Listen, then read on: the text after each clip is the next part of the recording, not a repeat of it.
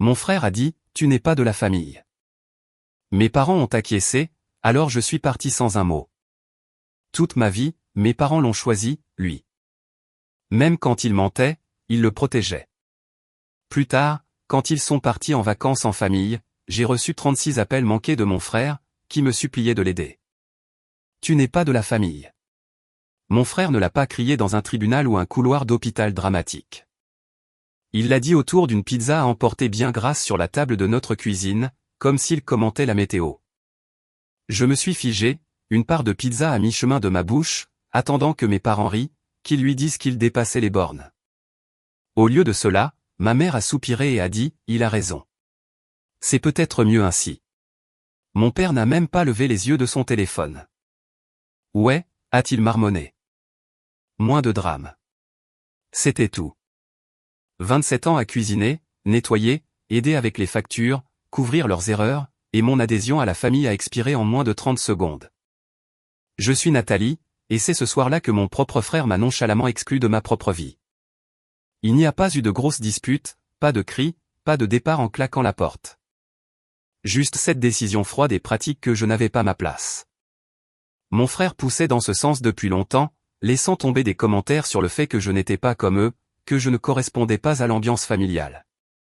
Je pensais que c'était juste sa façon de se défiler de ses responsabilités chaque fois que je lui reprochais de ne jamais aider, de ne jamais payer sa part.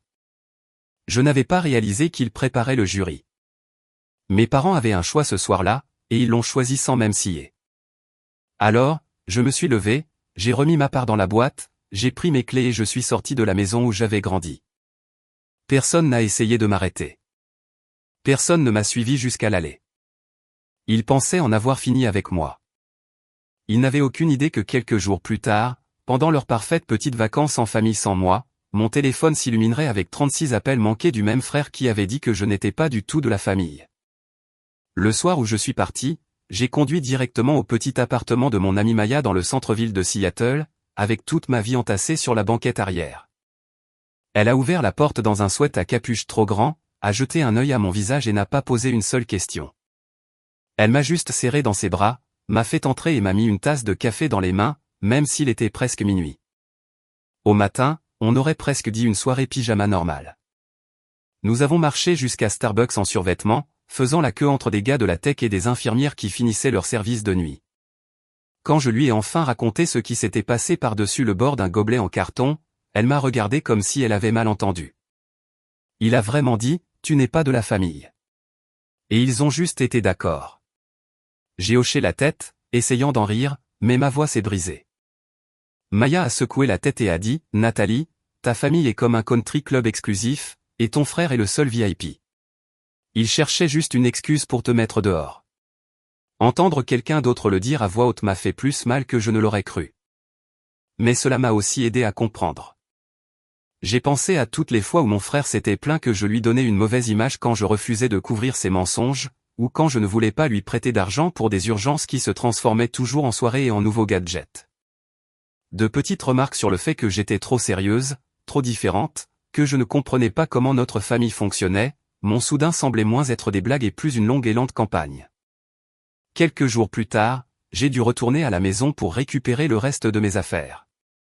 Je m'étais dit que j'entrerais et sortirais en 10 minutes. Au lieu de cela, je suis entré au milieu d'une véritable mise en scène. L'allée était remplie de glacières, de sacs de couchage, d'une tente neuve encore à moitié dans sa boîte et d'assez de sacs de course pour nourrir une petite armée. Le SUV était ouvert, de la musique country s'échappant du téléphone de quelqu'un. Mon frère était au milieu de tout ça, se comportant comme la star d'une publicité pour le camping, jetant des sacs et aboyant des ordres. Quand il m'a vu, il a eu un sourire narquois. Timing parfait, a-t-il dit. On part pour un road trip en famille, Yellowstone. De vrais souvenirs. Tu devrais profiter de ta nouvelle vie. Binge quelque chose de bien sur Netflix pendant qu'on est parti. Ouais. Je sentais ma mâchoire se crisper. Je suis passé devant lui en direction de mon ancienne chambre, mais je ne pouvais pas laisser passer ça. En retournant vers la porte d'entrée avec une boîte dans les bras, je me suis arrêté dans le couloir et je l'ai regardé droit dans les yeux. Si tu comptes jouer au pourvoyeur de la famille, ai-je dit, tu ferais peut-être mieux de vérifier ton compte en banque ou de voir si le chômage couvre les histoires de feu de camp maintenant. Son visage est devenu rouge instantanément. Il a jeté un sac si fort que la glacière a tremblé et soudain, il ne plaisantait plus. Il s'est mis à pester sur le fait que j'étais jalouse, que j'essayais de gâcher leur voyage. Ma mère s'est précipitée vers lui comme s'il était un petit garçon effrayé, lui tapotant le bras et me fusillant du regard. « Pourquoi dois-tu toujours être si dure, Nathalie » a-t-elle lancé. « Ton frère essaie. C'est toi qui déchires cette famille. » Mon père est intervenu juste assez longtemps pour dire « Peut-être que tu devrais y aller, Nat. Tu en as assez fait » avant de retourner charger le coffre. C'est la partie qui m'a le plus piqué. Pas les cris, pas les accusations. Juste la rapidité avec laquelle ils sont retombés dans le même scénario, comme si cela avait toujours été le plan. Alors, je suis parti. J'ai porté ma boîte jusqu'à ma voiture, j'ai fermé le coffre et je suis parti pendant qu'ils riaient et posaient pour des photos devant le SUV comme une famille de catalogue. En m'engageant sur l'autoroute, j'ai ressenti quelque chose que je n'avais pas ressenti depuis des années. Un vrai calme, un vrai espace pour respirer. Je me suis réinstallé chez Maya, j'ai ouvert mon ordinateur portable et je me suis perdu dans les wireframes et les flux d'utilisateurs. Reconnaissante que mon travail ne dépende de l'humeur de personne d'autre que la mienne. Pour la première fois, mon téléphone n'était pas une laisse. J'ai baissé la sonnerie et j'ai laissé le monde se réduire au café, au code et au bourdonnement de la ville à l'extérieur. Honnêtement, je pensais que c'était ma fin heureuse. Ils avaient leurs vacances familiales parfaites et j'avais ma liberté. Je n'avais aucune idée que quelque part entre le feu de camp et l'autoroute, tout tournerait si mal que le même frère qui m'avait mise dehors ferait exploser mon téléphone en me suppliant de le sauver. Les premiers jours après leur départ pour Yellowstone ont été plus calmes que je ne savais quoi en faire. Je me levais tôt, déroulais un tapis de yoga bon marché sur le sol du salon de Maya et j'essayais d'étirer la tension de mes épaules pendant que la ville se réveillait derrière la fenêtre. Puis je préparais du café dans sa petite cuisine, j'ouvrais mon ordinateur portable sur la table à manger bancale et je me plongeais dans le travail. Pendant des heures, il n'y avait que moi, un fichier Figma et de la musique Lo-Fi dans mes écouteurs. Pas de questions passives-agressives sur quand je déménagerais. Pas de culpabilisation sur pourquoi je n'aidais pas plus la famille. Pas de frère qui déboule dans ma chambre pour demander de l'argent comme si c'était son droit de naissance. J'ai commencé à penser que ne pas être de la famille était peut-être la meilleure chose qui me soit jamais arrivée. Le troisième après-midi, j'étais en plein appel vidéo avec un client, leur présentant un prototype, quand mon téléphone s'est allumé, face contre la table. Je l'ai ignoré. Quand l'appel s'est terminé, j'ai jeté un coup d'œil à l'écran et j'ai vu un appel manqué de mon frère. Pas de message vocal, pas de texto, juste son nom. J'ai levé les yeux au ciel et j'ai mis le téléphone de côté. Quelques minutes plus tard, il a sonné à nouveau, puis à nouveau. Quand le compteur a atteint 10, mon estomac s'est noué, non pas d'inquiétude, mais de pure irritation. Le type qui m'avait dit que je n'étais pas de la famille ne pouvait soudainement plus s'arrêter de composer mon numéro. Je l'ai laissé tomber sur la messagerie vocale à chaque fois. Finalement, à ce qui devait être la 11e ou 12e tentative, ma curiosité l'a emporté. J'ai décroché et mis le téléphone sur haut-parleur, m'adossant à ma chaise. « Qu'est-ce que tu veux ?» ai-je dit. La connexion était mauvaise, coupant sans arrêt. Je pouvais entendre du vent et des bavardages lointains, et la voix de mon frère était plus aiguë que d'habitude. « Nat, écoute. On s'est fait voler, a-t-il dit, dans ce bar en ville. Un type a dû prendre le sac à main de maman ou quelque chose comme ça. Ils ont pris tout notre argent, toutes les cartes. On est coincé ici sans argent, sans essence, sans rien. » Je l'ai laissé parler. Il a débité son histoire comme s'il lisait un script, trébuchant sur les détails. D'abord, c'était le sac à main de maman. Ensuite, c'était le portefeuille de papa. Puis, apparemment, sa propre carte de débit avait été piratée plus tôt dans la semaine. Rien de tout cela ne semblait juste, et tout cela me semblait familier.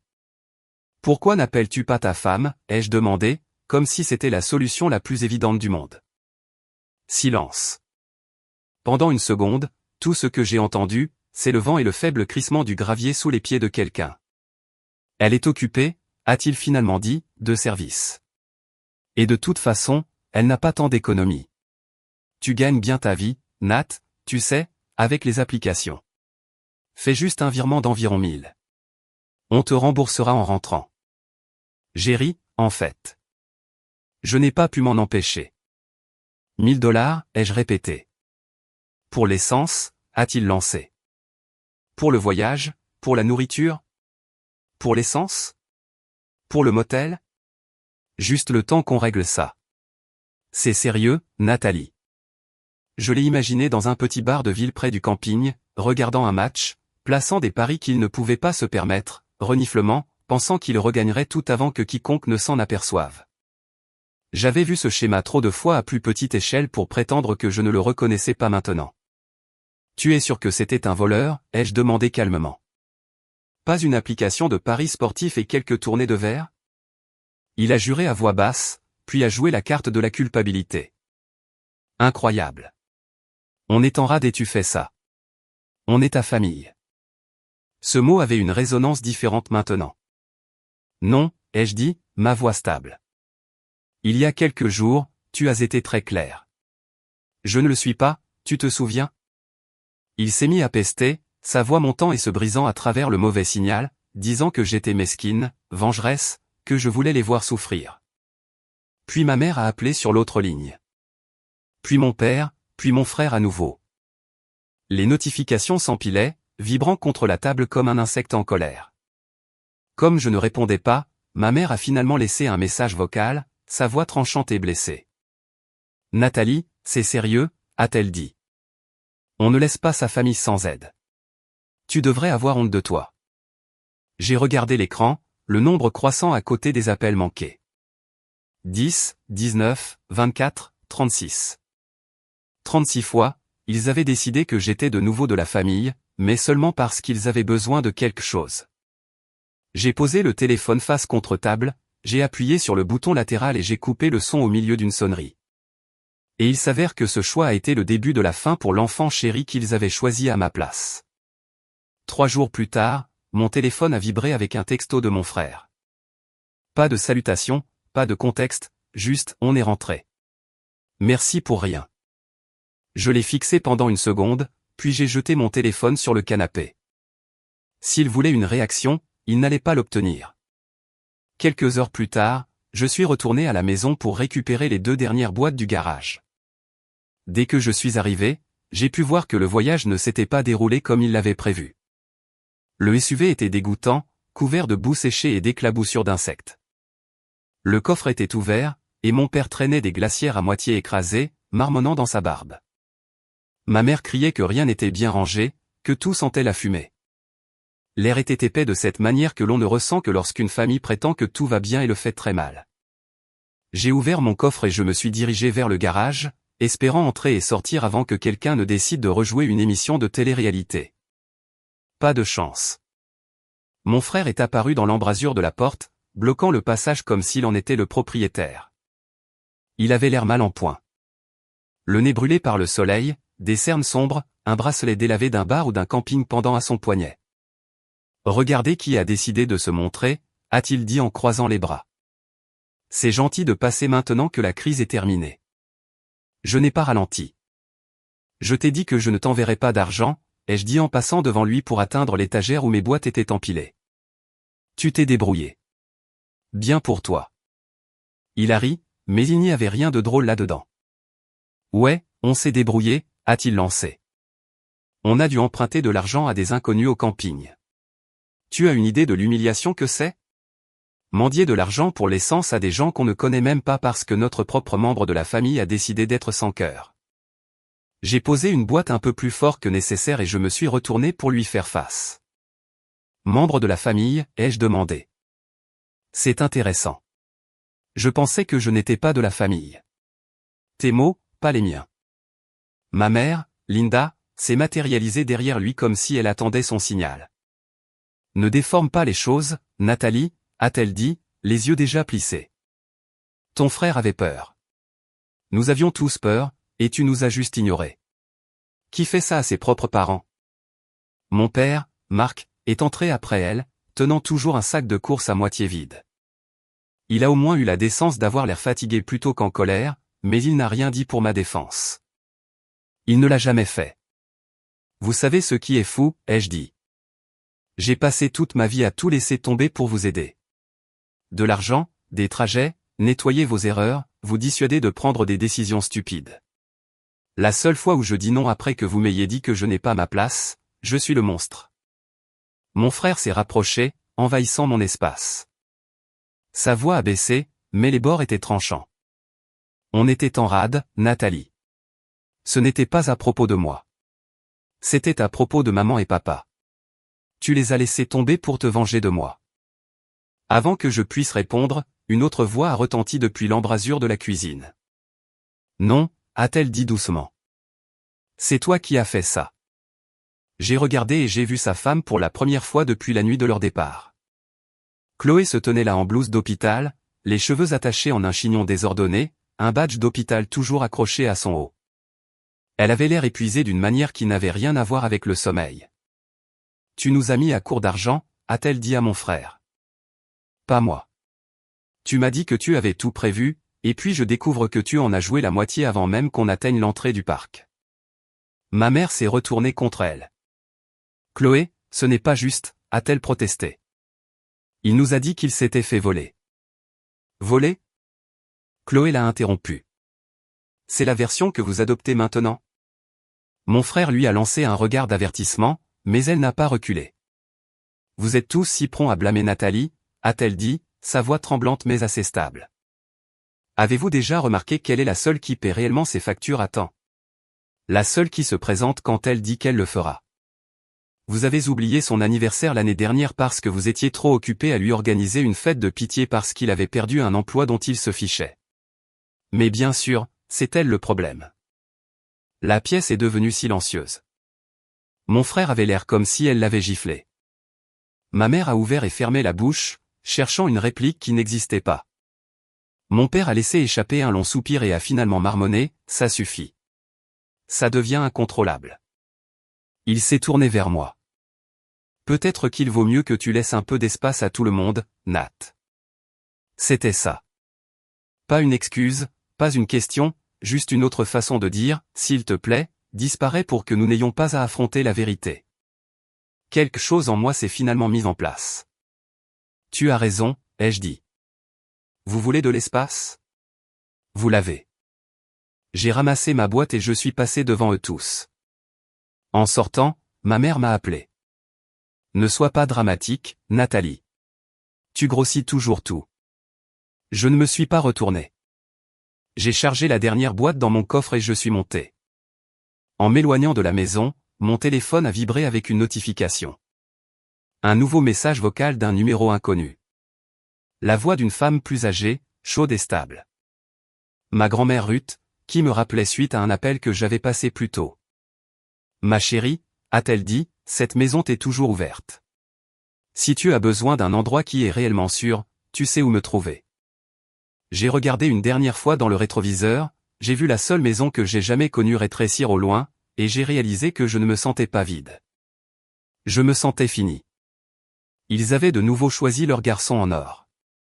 Cette fois, je me choisissais, moi. Ce qu'aucun de nous ne savait encore, c'est que mon frère n'avait pas fini de causer des dégâts.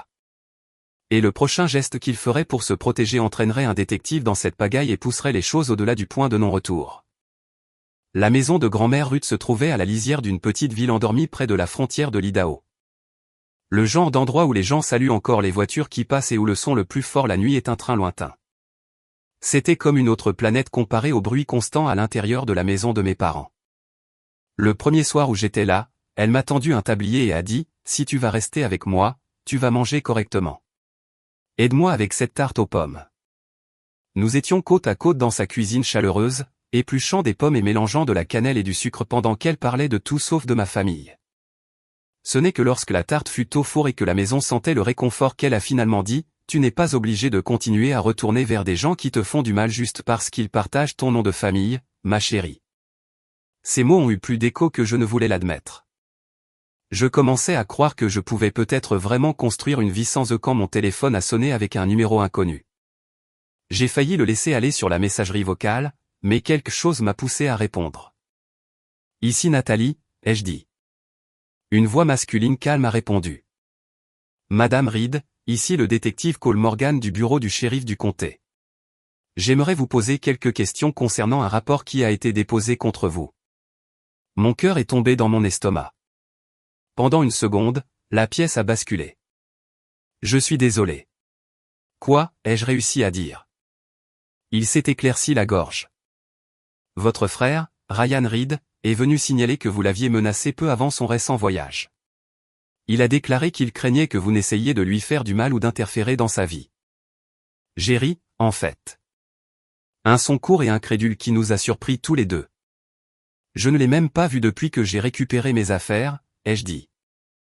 À moins que, non, je ne t'envoie pas d'argent ne compte comme une menace maintenant. Il a suggéré que je vienne au poste pour donner ma version des faits. Grand-mère Ruth a écouté pendant que j'expliquais, son visage se crispant à chaque mot. Quand j'ai raccroché, elle m'a tapoté la main. Tu vas là-bas et tu dis la vérité, a-t-elle dit. S'il ment sur toi, il vaut mieux mettre ça en lumière maintenant. Et Nathalie, tu n'es pas seule dans cette épreuve. Le lendemain, j'étais assise dans une petite salle d'interrogatoire qui sentait le café et le tonneur de photocopieur, regardant le détective Morgan feuilleter un mince dossier. Il, au reniflement, m'a demandé de lui raconter les dernières semaines. Je lui ai tout dit, du dîner où tu n'es pas de la famille aux 36 appels manqués de Yellowstone. Chaque fois que je mentionnais l'argent, le jeu ou le vol au bar, ses sourcils se haussaient un peu plus. Quand il a fini ses notes, il a soupiré et a tapoté son stylo contre la table. Voilà le problème, a-t-il dit. L'histoire de votre frère ne correspond pas à ce que vous venez de me dire. Plus important encore, elle ne se correspond pas à elle-même. Il a énuméré les incohérences. Ryan avait changé des détails entre sa première déclaration et son appel de suivi, ne pouvait fournir aucun texto ou enregistrement menaçant de ma part, et devenait vague chaque fois que la conversation dérivait vers ses finances. J'ai eu affaire à de vraies menaces, a déclaré le détective. Cela ressemble plus à quelqu'un qui essaie d'utiliser le système comme une arme pour régler un compte personnel. Je clôt cette affaire. Il n'y a rien ici. Le soulagement m'a submergé si fort que j'ai dû m'agripper au bord de la table. Il n'avait pas fini, cependant. Je vais vous dire ceci, a-t-il ajouté. S'il a fait une fausse déclaration, c'est un crime en soi. Et s'il continue à vous contacter de manière harcelante, vous devriez peut-être penser à une ordonnance restrictive. Les gens qui mentent aussi facilement ne s'arrêtent généralement pas après une seule tentative. Sur le chemin du retour chez grand-mère Ruth, j'ai rejoué cette phrase dans ma tête. Les gens qui mentent aussi facilement ne s'arrêtent généralement pas après une seule tentative. À la maison, grand-mère a glissé une part de tarte fraîche devant moi avant même que j'aie enlevé mes chaussures. Alors, a-t-elle demandé. Ils ont vu clair dans son jeu, ai-je dit. Affaire classée. Mais le détective a dit qu'il pourrait essayer autre chose. Elle a hoché la tête comme si cela confirmait quelque chose qu'elle savait déjà. Alors tu fixes tes limites maintenant, a-t-elle répondu. Tu ne le laisses pas te ramener dans ses problèmes. Ce soir-là, alors que je parcourais distraitement mes courriels, une notification est apparue d'une adresse que je reconnaissais mais que je voyais rarement. Chloé. L'objet était simple. Il faut qu'on parle. Le message était court. Pas de blabla, pas d'émoji. Nathalie, je suis désolé de te déranger, mais je pense que Ryan ment à tout le monde sur bien plus que le simple voyage. J'ai trouvé quelque chose et je ne sais pas quoi faire. Peut-on se voir? C'est à propos de lui et c'est gros. Je l'ai lu 3 fois, mon estomac se serrant un peu plus à chaque mot. Si même sa propre femme commençait à tirer sur les fils qui dépassaient, ce que Ryan cachait était finalement en train de s'effondrer. Et cette fois, ce n'était pas moi qui créais le drame. J'étais juste celle qui se tenait assez près pour voir à quel point la vérité était laide. Nous nous sommes rencontrés dans un Starbucks à mi-chemin entre l'hôpital et la ville de ma grand-mère. Un de ces endroits animés au coin d'une rue avec des murs en verre et trop de gens qui font semblant de travailler. Chloé était déjà là quand je suis entré, recroquevillée autour d'un gobelet en carton, regardant dans le vide. Sa blouse était froissée, ses cheveux tirés en un chignon désordonné, des cernes sombres sous ses yeux comme des ecchymoses. Quand elle m'a vu, elle a essayé de sourire, mais le sourire n'a pas atteint ses yeux. « Merci d'être venu », a-t-elle dit. « Je sais que tu as toutes les raisons de m'ignorer après tout. » Je me suis assise en face d'elle. « Tu ne m'as pas dit que je n'étais pas de la famille, ai-je dit. Tu as été la seule dans cette maison à dire quelque chose de vrai. Je t'écoute. Elle avait l'air soulagée et terrifiée à la fois. Elle a pris une grande inspiration comme si elle était sur le point de sauter dans l'eau froide. Je pense que Ryan est plus mal en point que quiconque ne le sait, a-t-elle dit, et je pense qu'il va entraîner tes parents dans sa chute si quelqu'un ne l'arrête pas. Elle a sorti son téléphone, a ouvert son application bancaire et l'a fait glisser sur la table. Ligne après ligne de retrait, de virements et de paiements ont défilé sous mes yeux. De l'argent allant à des sites de paris en ligne, à des processeurs de paiement à l'air suspect, à des plateformes d'échange de crypto-monnaies et à ce qui ressemblait à des sociétés de prêts à taux d'intérêt élevés. Les montants n'étaient pas petits.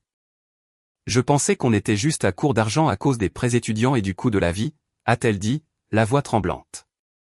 Il m'a dit que ses commissions étaient juste basses pendant un certain temps, que ça irait mieux.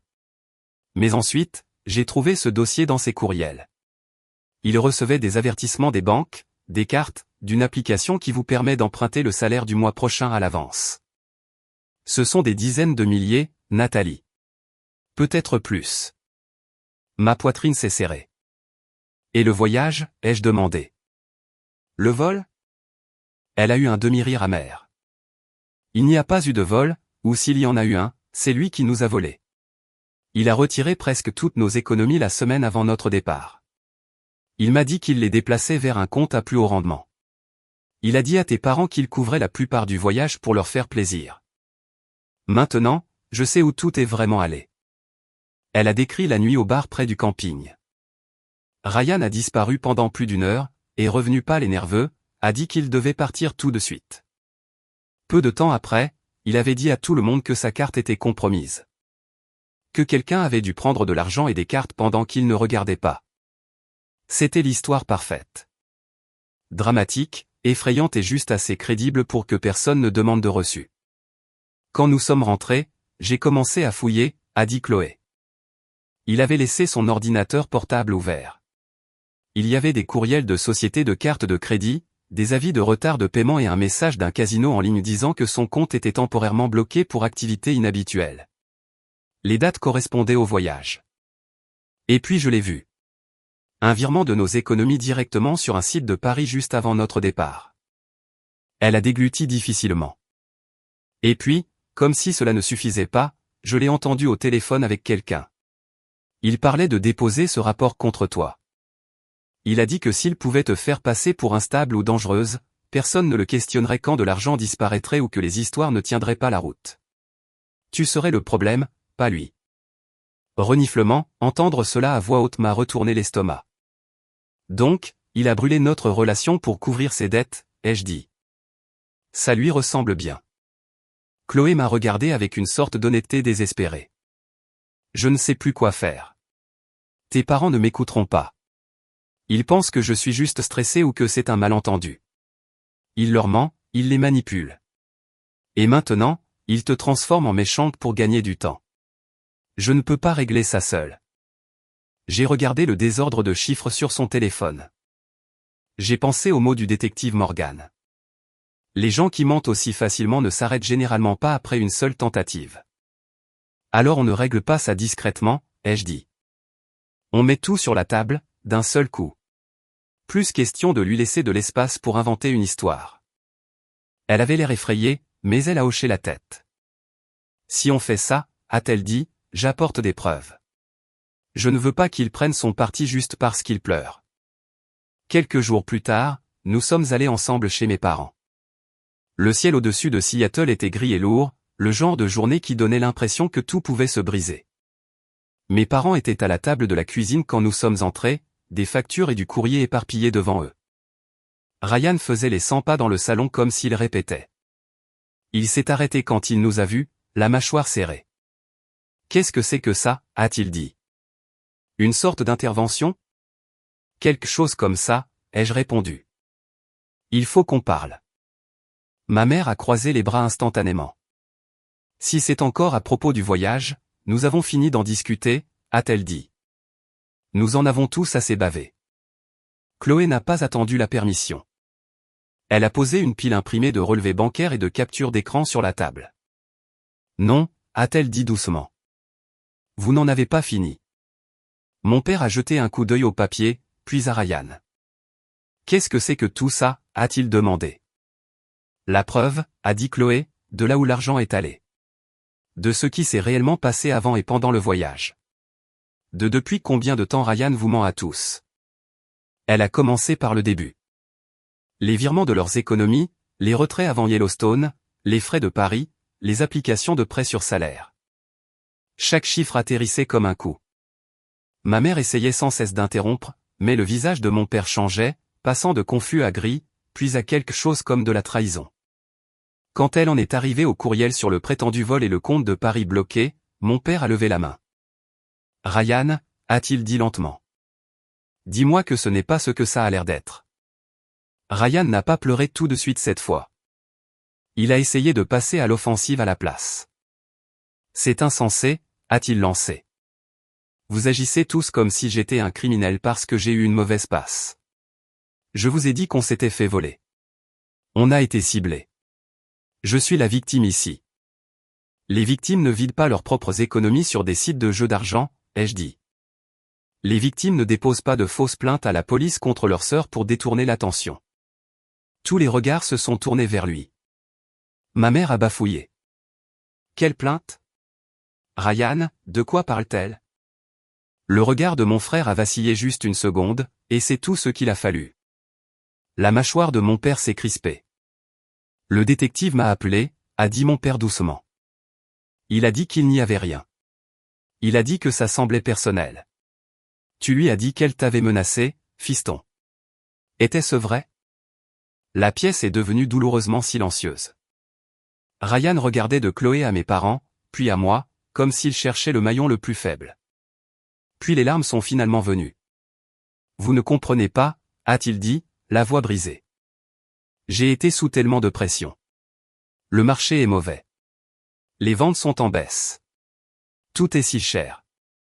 Chaque fois que je me plante, elle est là pour me juger, et vous deux, vous gobez ça. J'avais besoin de souffler. J'avais besoin que vous voyiez qu'elle n'est pas parfaite. Alors tu as essayé de ruiner sa vie, ai-je dit. Pour sauver ton image. Il m'a pointé du doigt, la rage brillant à travers ses larmes. Tu as eu ce que tu voulais, a-t-il craché. Tu as toujours voulu avoir l'air de la responsable pendant que je suis le bordel. Félicitations. Tout le monde me déteste maintenant. Es-tu contente? Pour la première fois de ma vie, je ne me suis pas senti coupable. Je ne me suis pas senti responsable de ses sentiments. Je me sentais fatigué. Je n'ai pas fait ça, ai-je dit doucement. C'est toi qui l'as fait. Tu as joué ton argent, risqué la sécurité de ta femme, entraîné nos parents là-dedans, et quand ça a commencé à s'effondrer, tu as essayé de faire de moi le bouc émissaire. Je n'ai pas eu besoin de te ruiner, Ryan. Tu l'as fait tout seul. Ma mère avait l'air sur le point de s'évanouir. Marc, a-t-elle murmuré en se tournant vers mon père. Dis quelque chose. Mon père a fixé son fils pendant un long moment, puis la pile de preuves, puis moi. J'ai vu le moment exact où quelque chose en lui s'est brisé. J'ai passé toute ta vie à nettoyer derrière toi, a-t-il dit, sa voix basse et tremblante. À te donner des chances que ta sœur n'a jamais eues. Tu as volé ta femme. Tu as menti à la police. Tu as essayé de traîner le nom de ta sœur dans la boue pour couvrir tes propres erreurs. Je ne peux pas arranger ça pour toi, Ryan. Je ne le ferai pas. Mon frère a cligné des yeux comme s'il venait d'être giflé. Papa, allez, a-t-il dit. Tu as toujours dit que la famille reste unie. Mon père a repoussé sa chaise et s'est levé. La famille prend ses responsabilités, a-t-il dit. Tu as fait ce lit. Tu t'y couches. Il m'a regardé et pour une fois, il y avait quelque chose comme des excuses dans ses yeux. Nathalie, tu ne lui dois rien. Puis il s'est tourné vers ma mère. Linda, nous avons fini de trouver des excuses, a-t-il dit et il est sorti de la pièce. Ma mère a hésité, déchirée entre le fils qu'elle avait toujours défendu et la réalité sur la table. Pour une fois, elle ne s'est pas précipitée pour le serrer dans ses bras ou arranger son désordre. Elle a suivi mon père à la place. La porte de leur chambre s'est refermée doucement au fond du couloir. Mon frère a fixé la porte vide, respirant fort. Tu penses que c'est fini, m'a-t-il dit, sa voix baissant. Tu penses que tu as gagné. J'ai pris mon sac, mes mains stables. Il n'y a rien à gagner, ai-je dit. Il y a juste la vérité. Et elle t'a finalement rattrapé. Alors que Chloé et moi sortions ensemble, j'ai réalisé quelque chose. Je ne quittais plus seulement une maison toxique. Je m'éloignais d'une version de moi-même qui pensait devoir s'immoler par le feu pour garder tout le monde au chaud. Ryan avait finalement épuisé les gens prêts à se mettre entre lui et les conséquences, et les retombées de cela ne faisaient que commencer. La nouvelle s'est répandue plus vite que je ne l'avais prévu. Quelques semaines après cette confrontation, Chloé m'a dit qu'elle avait rencontré un avocat. Les chiffres étaient pires que ce que nous pensions toutes les deux. Des cartes de crédit au maximum, des prêts en souffrance, des plans de paiement sur lesquels il avait déjà fait défaut. Elle a d'abord demandé la séparation de corps, puis le divorce. Je ne peux pas construire une vie avec quelqu'un qui continue de la détruire, a-t-elle dit, assise en face de moi à la table de la cuisine de grand-mère Ruth. Peu de temps après, le détective Morgan m'a de nouveau appelé. Cette fois, non pas à mon sujet, mais à propos de Ryan. Il ne pouvait pas donner de détails, mais il a dit que certains des comptes liés à l'histoire du vol et à la fausse plainte qu'il avait déposée étaient en cours d'examen. Je vous avais dit que les fausses déclarations ont des conséquences, a-t-il dit. S'il a utilisé les mêmes schémas avec l'argent, il pourrait y en avoir d'autres à venir. D'après ce que j'ai entendu plus tard, il y en a eu. Son travail au concessionnaire n'a pas survécu à la vague d'appels des créanciers et à une enquête discrète des forces de l'ordre. Les vendeurs faisant l'objet d'enquêtes pour fraude n'inspirent pas beaucoup confiance. Finalement, il a été licencié. Le garçon en or qui semblait toujours retomber sur ses pieds se retrouvait soudain à dormir sur des canapés, envoyant des textos à de vieux amis pour des faveurs de la même manière qu'il m'en envoyait pour de l'argent. Mes parents ont essayé de le protéger au début, bien sûr. Ma mère a appelé en larmes, me suppliant de l'aider, de parler au détective, d'adoucir l'histoire. C'est toujours ton frère, a-t-elle dit. Il a fait des erreurs, mais on n'abandonne pas sa famille comme ça. J'ai pris une profonde inspiration et j'ai dit la chose que j'avais eu peur de dire pendant la plus grande partie de ma vie. Maman, je ne l'abandonne pas, ai-je répondu. Je le laisse faire face aux conséquences de ses propres choix. Il y a une différence. Elle n'a pas aimé cette réponse. Mais pour une fois, je ne l'ai pas laissé me culpabiliser. J'ai commencé à voir un thérapeute dans la ville la plus proche, quelqu'un spécialisé dans les enfants adultes issus de familles très conflictuelles. C'était la première fois que quelqu'un regardait mon histoire et ne me demandait pas ce que j'aurais pu faire différemment pour maintenir la paix. Au lieu de cela, elle a demandé, à quoi ressemblerait votre vie si vous arrêtiez de prendre la responsabilité du chaos des autres? Lentement, ma vie a commencé à se remodeler autour de cette question. J'ai emménagé dans un petit appartement à Seattle avec une vue sur l'eau si je me penchais juste comme il faut par-dessus le balcon. J'ai accepté plus de contrats de design UX, j'ai rejoint un groupe de randonnée locale, j'ai commencé à aller à un groupe de soutien où les gens racontaient des histoires qui ressemblaient de manière inconfortable à la mienne. Un enfant en or qui ne pouvait rien faire de mal. Un bouc émissaire qui ne pouvait jamais en faire assez. Pour la première fois, je ne me sentais pas folle ou ingrate. Je me sentais comprise. Chloé et moi sommes restés en contact. Après la finalisation du divorce, elle m'a envoyé une photo de son nouvel appartement, un petit studio, un canapé d'occasion, une plante sur le rebord de la fenêtre. Je recommence à zéro, a-t-elle écrit. Cette fois, avec les yeux ouverts. Un an après que tout a explosé, elle m'a envoyé un autre message. Il est dans un programme pour le jeu maintenant, sur ordonnance du tribunal. Je ne sais pas s'il changera, mais au moins quelqu'un lui dit enfin non. Je ne me suis pas sentie triomphante en entendant cela. Je me suis sentie apaisée. Il ne s'agissait pas de vengeance au sens où les gens l'entendent, avec des cris et des règlements de compte dramatiques. Il s'agissait de la justice qui rattrapait enfin quelqu'un qui en avait été protégé toute sa vie. La vraie vengeance n'était pas de le voir tomber. C'était de réaliser que je n'avais pas à tomber avec lui. Ce que j'ai appris à travers tout cela est simple, mais il m'a fallu près de 3 décennies pour le croire. Être parent avec quelqu'un ne signifie pas que vous lui devez l'accès à votre temps, à votre argent ou à votre tranquillité d'esprit. Une famille saine n'est pas construite sur la culpabilité et le favoritisme.